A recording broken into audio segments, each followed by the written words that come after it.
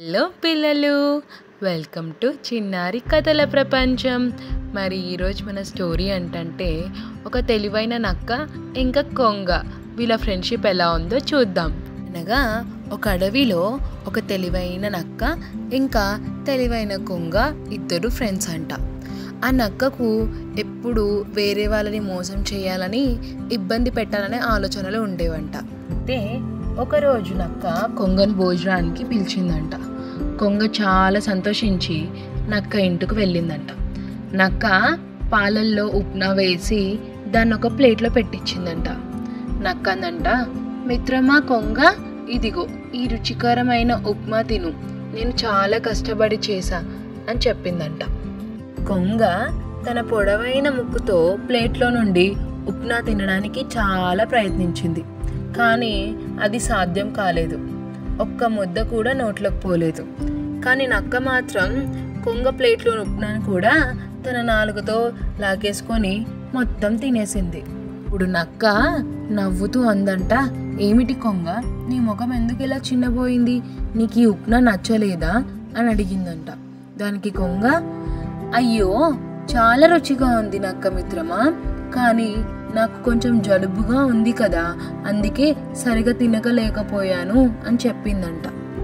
ఆ తర్వాత కొన్ని రోజులకు కొంగ నక్కను భోజనానికి ఆహ్వానించిందంట.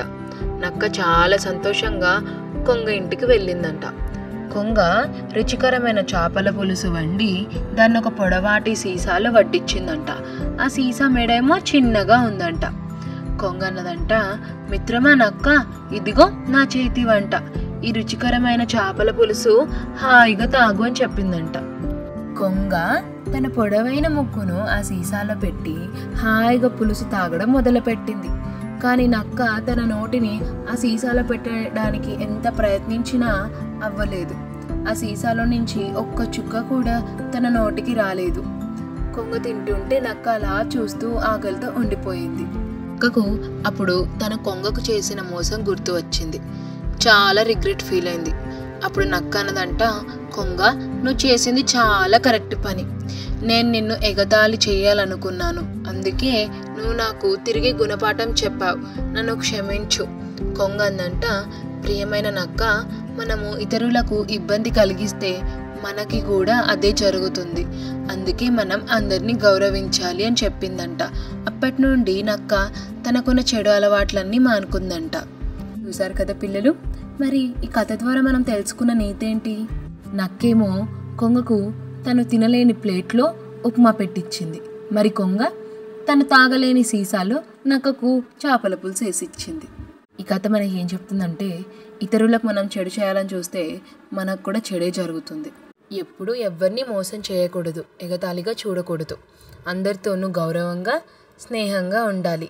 అప్పుడే అందరూ మనల్ని ఇష్టపడతారు, మనలతో స్నేహంగా ఉంటారు. మంచి చేస్తే మనకు మంచి జరుగుతుంది.